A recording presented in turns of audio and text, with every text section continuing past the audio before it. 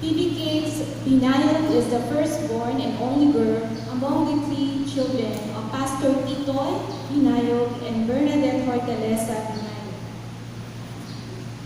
Her mother happened to be my high school friend from Cogeo, Antipolo, and his father from Taligarao was a friend in our school days in Phoebe's. Phoebe is known in our ISMP group as the crying lady. Even at the first year of our ISMP, she used to cry when we have our sharing time. But she has overcome it gradually. Ngayon, konti na lang. Hopefully, may pustahan kami kung uiiyak siya ngayon o hindi. When she knew that she was one of the senior speakers, she told me that she wanted to back out. Not for any other reason, but she doesn't want to cry in front of you. Phoebe is so honest when it comes to sharing things that's so important to her that she can't help but to cry. It's good that she's convinced now that senior's message is all about telling people what God has done to the senior speakers. It's magnifying God's name. It's worth doing, even she will cry. Three things that I have witnessed how God transformed our speaker for the 3 years that I am with her as her mentor. First, from being shy to being confident. Naalala ko pa nang pinakilala siya ng mother niya sa akin. Very timid, walang masabi. But now, she's more confident now to express herself. From being apathetic to being connected to others. Konti lang ang kaibigan niya, but now, dumami na. At marunong na siyang kumonekta, lalo na sa kanyang mga ISFP members. From being self-reliant to God-dependent. Nakita ko kung paano siya kinausap ng Panginoon at paano lumalim ang kanyang pananampalataya dito sa Phoebe's. Even as pastor's kid and being excellent student, always in this list, Phoebe was not exempted to encounter God personally. I have seen how God allowed her to be broken, but restored to be stronger than before. Let's hear what she's about to share with us. Let's welcome Ms. Phoebe Binayug.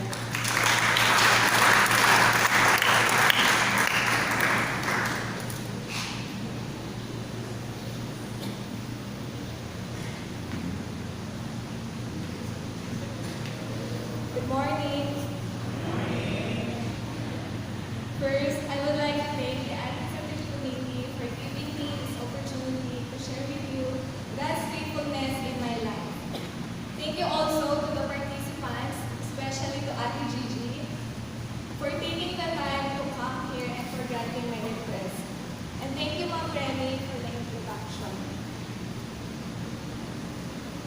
As I look back, on the first day I entered Phoebe's until my junior year, all I thought was that nothing much happened to me since I only spent each day as an ordinary student following my daily schedule.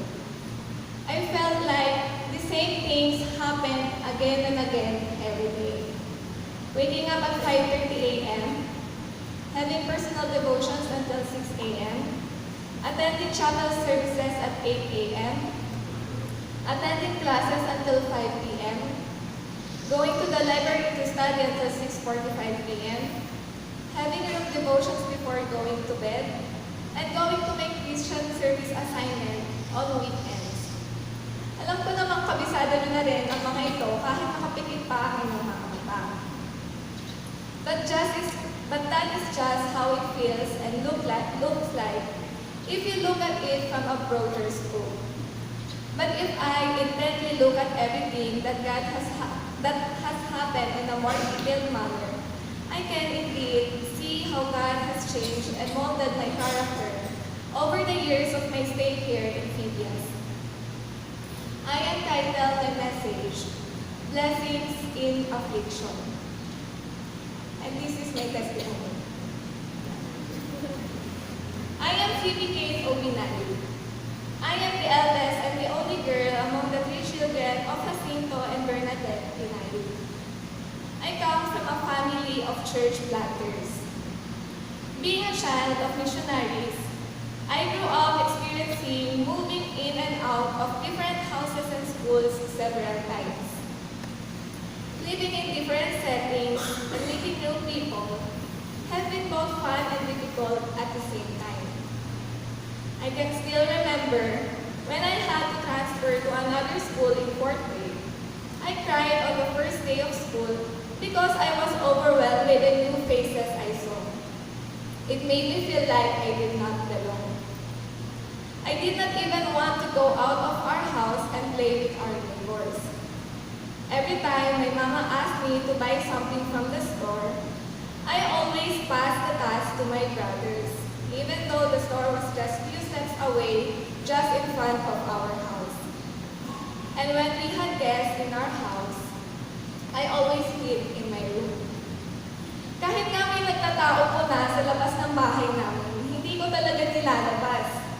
Minsan, hinihintay ko na lang sila umalis o iuutos ko na lang ulit sa mga kapatid ko. Alam ko namang hindi nila ako kakainin, pero takot na takot talaga akong humaharap sa mga tao o makipag-usap sa mga tao. Being in a family of missionaries, I knew that I was expected to be people-oriented. However, I was the extreme opposite. I would avoid people as much as possible. My family, a few friends, and the four corners of my room were my only comfort zone. Even though I grew up having encountered various environments and people, I was very exclusive. The Lord used my family as my primary source of influence. With God's help, my parents were able to raise me and my brothers fearing the Lord and being involved in the ministry. Because of this, I once dreamt of becoming a missionary just like my parents. And if I am to be honest, the other factor why I wanted to become a missionary was because of the financial support from other people. Being young, I had not yet realized the weight of doing ministry. I thought that if I just do ministry, I can raise financial support from other people, and my everyday living can already be sustained. However, on that aspect, I know my motive was wrong. Having the dream of becoming a missionary closed my eyes towards considering other professions like being a doctor, engineer, architect, and many more. But as college was fast approaching, I got scared to pursue it. I got scared thinking that I did not have any abilities needed to do missions nor any other kind of profession. I found out that I had a really low self-esteem. I always thought that I only have brains but no skills. Lagi kong naiisip na hindi ko kaya. Wala akong alam gawin sa buhay. Feeling ko wala talaga akong patutunguhan. Who would have thought that even a pastor's kid could have this kind of struggle? I tell you, being a pastor's kid does not guarantee that he or she is automatically an ideal person, much more a Christian, contrary to what other people expect us to be. Now, how can I face college with that kind of thinking?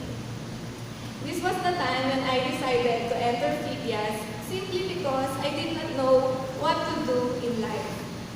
Yes, you heard me right. I entered Phoebe not primarily because I wanted to be trained for the ministry.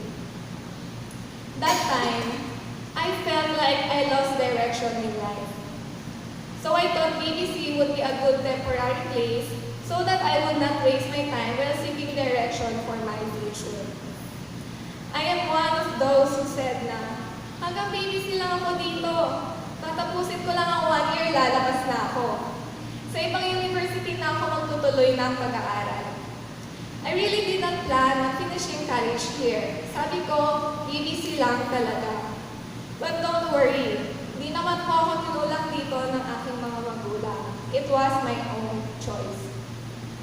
I have known Phibias because my father is an alumnus, but he seldom told me stories about his Phibias life.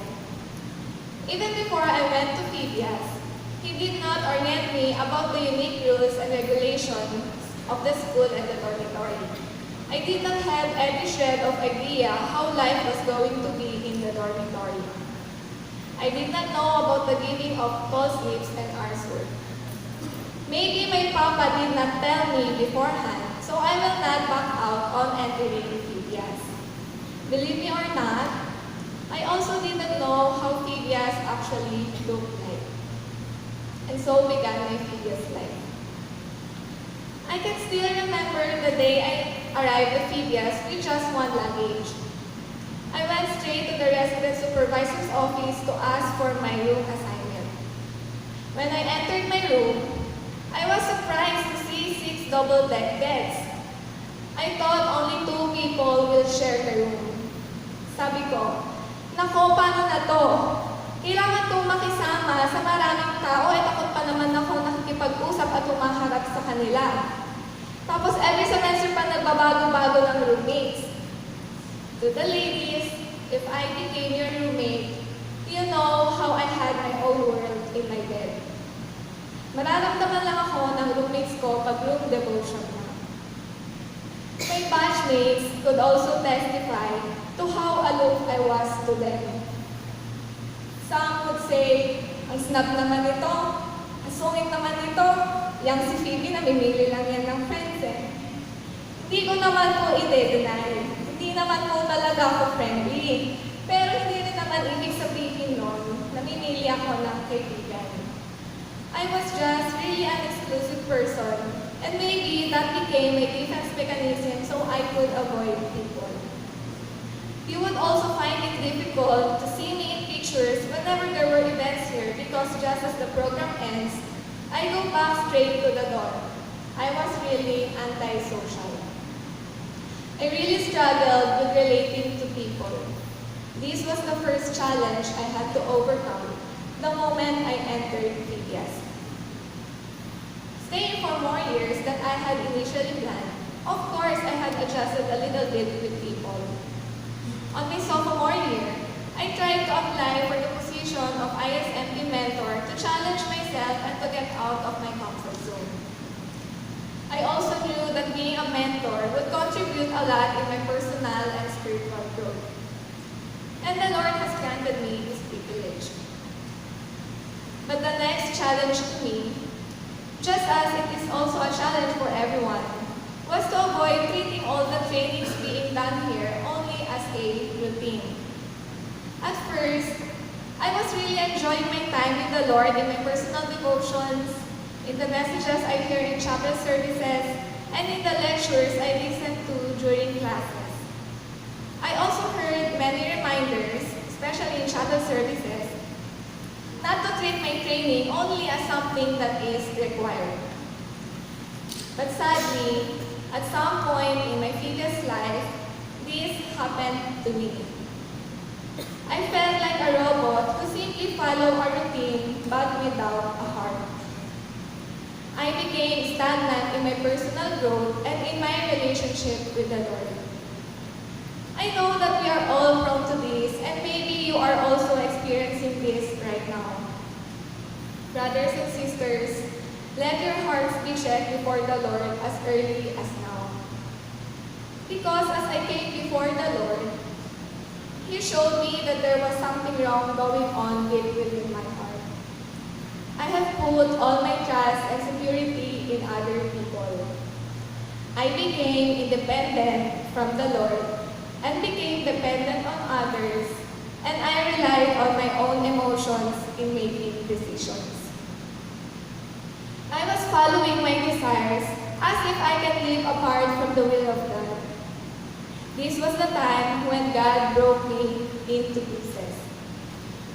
Indeed, God is a jealous God.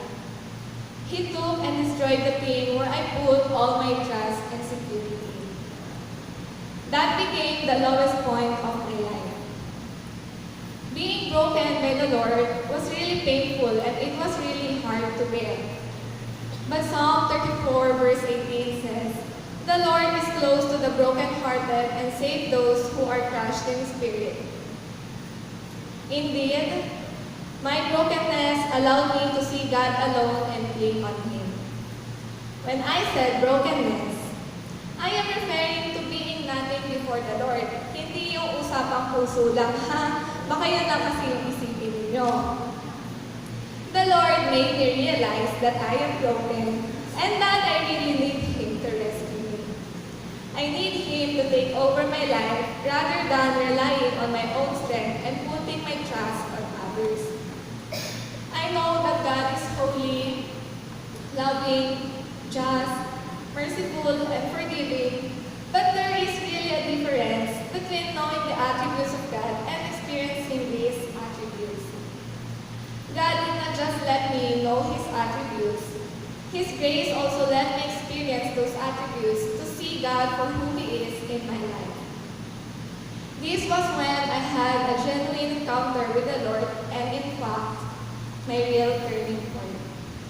Psalm 198 verse 67 says, "Before I was afflicted, I went astray, but now I obey your word."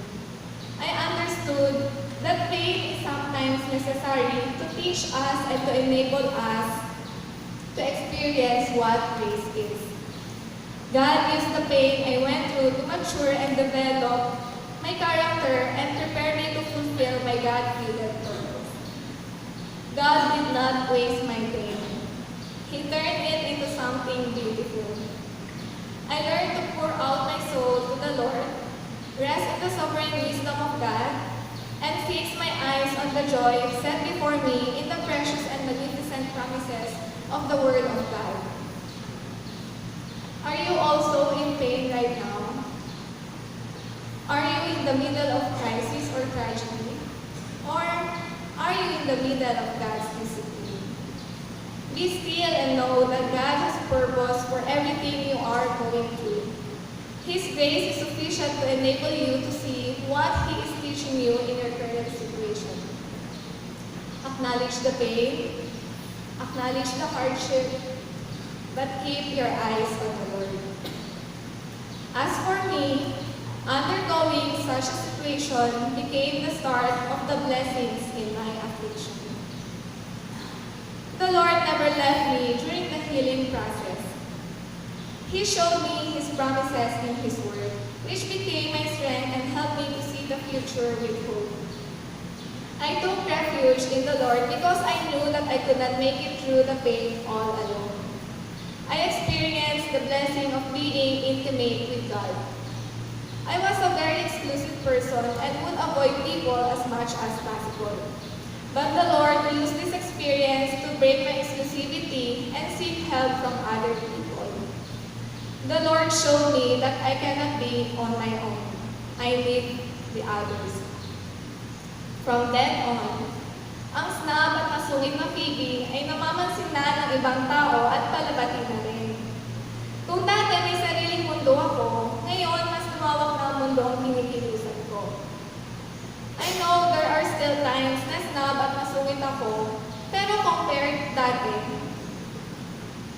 I am really now an improved version of myself. I learned that I need to relate with other people because I cannot grow on my own. The Lord made me realize that He has blessed me with a lot of people who can contribute to my growth as an individual and can help me grow in my personal relationship with the Lord. Experiencing pain firsthand also made me sympathize with others who are undergoing pain or problems. I now know how hard it is to be in such circumstances. Siyempre dahil very exclusive nga ako dati, wala din akong pakialam sa ibang tao. But now, I would want to be of help to those who are in hard times. Just like what Phoebe did in Romans 16 verse 2. Apostle Paul said, "I ask you to receive her in the Lord in a way worthy of the saints and give her any help she may need from you. For she has been a great help to many people, including me." Also, one of the reasons why I care to greet people is because deep inside, they might be hurting. They might be having a hard time and maybe no one knows about it. I know that a simple greeting and a simple smile would mean a lot to them, as it also meant a lot for me when people smiled at me when I was down. The Lord continues to become more personal to me. Showed me that I had no faith in Him when I seek my worth and value from things this world has to offer.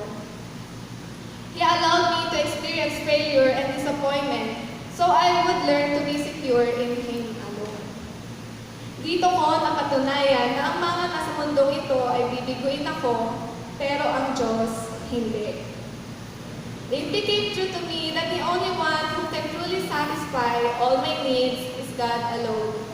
As the lyrics in the song offering earlier says, my worth is not in what I own, not in the strength of flesh and bone, but in the costly wounds of love at the cross.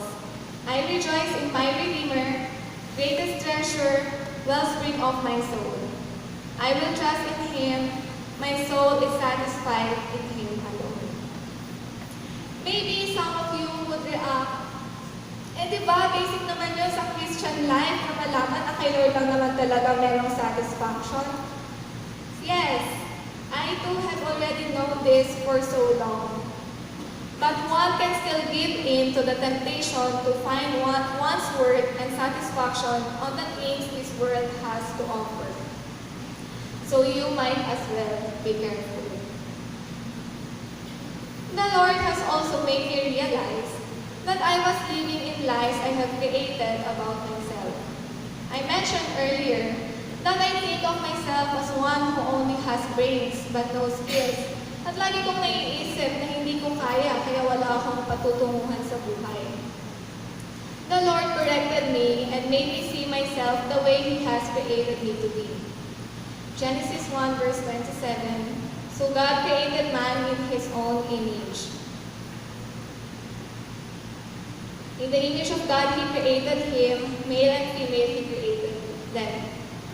Sin has distorted this image of God in man, but Jesus came to fix this image. Having understood the image of God that is in me, I now have the confidence in God who has given me abilities and talents to be used for His glory. God taught me not to waste opportunities just because of my wrong perception of myself. Sometimes, I still struggle with this faulty thinking, but by the grace of God, I am now much willing to take the challenge and obey the Lord, to obey what the Lord wants me to do and follow where the Lord leads me. I take courage in what Philippians 2 verse 13 says, for it is God who works in you to will and to act according to His good purpose. Before, I felt like I lost direction in life because I let my eyes be blinded from the privilege of having Christ and being His daughter. Hence, it is very important that you know your privilege as a child of God and let this truth push you towards living for the glory of God. And lastly, I also mentioned that I was not like those who entered Phoebe being sure of God's calling for full-time ministry. I only entered Phoebe because I did not know what to do in life and I did not know God's direction for me. I even pursued Christian education just because that was the most logical step I thought of after BBC. I had no plans whatsoever, but God had plans for me. God allowed me to be in Phoebe's to ascertain my calling in the ministry. As I journey with God, He allowed me to be broken so that He could recreate something new in me. He allowed me to experience affliction so that I will be able to break off from my own self-built wall of exclusivity from other people because of faulty self-perception. Having received God's complete restoration, allowed me to extend compassion for other people, especially to those who do not personally know God. I know that they are also broken. That is why I desire for them to also have the completeness I have experienced in Christ. I also believe that God will use my painful experiences to minister to others. I am sure that I will be leaving this institution carrying in my heart the training I have gone through to reach the lost and to be effectively used for God's kingdom. Once again, I am Phoebe Kate of Binayug, and in brokenness, I have experienced the fullness of God's blessing.